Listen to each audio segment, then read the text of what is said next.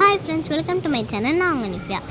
இன்றைக்கி நம்ம என்ன வீடியோ பார்க்க போகிறோம்னா வேர்க்கடலை சட்னி தான் பார்ப்போம். கிட்ஸுக்கு ரொம்ப பிடிச்ச வேர்க்கடலை சட்னி. வாங்க அப்படின்னு பார்த்துடலாம்.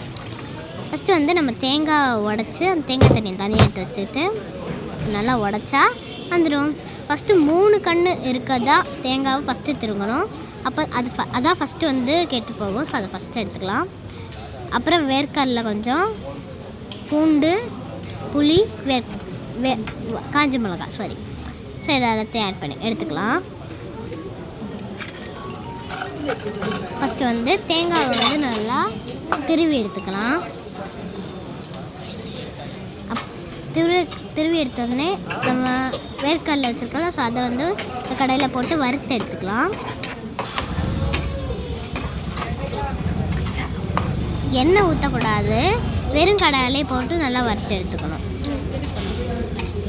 அப்புறம் நம்ம திருவி வச்ச தேங்காவை வந்து ஆட் பண்ணிக்கலாம்.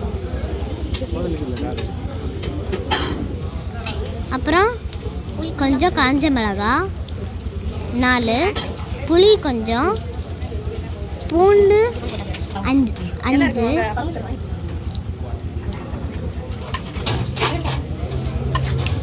வறுத்த கடலையை நம்ம அதை வச்சுட்டு அப்புறம் அதை நல்லா அரைச்சி எடுத்துக்கலாம்.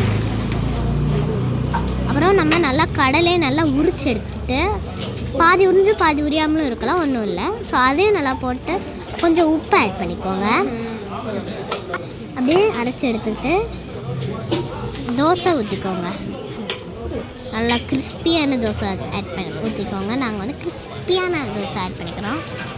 அவ்வளோதான். இதான் நம்மளோட வேர்க்கடலை சட்னி. லைக் பண்ணுங்கள். பக்கத்தில் இருக்க அந்த லைக் பட்டனை கொஞ்சம் தட்டி விடுங்களேன். பார்க்குறீங்க, லைக்கை தான் பண்ண மாட்டேங்கிறீங்க, கொஞ்சம் பண்ணுங்களேன். இதான்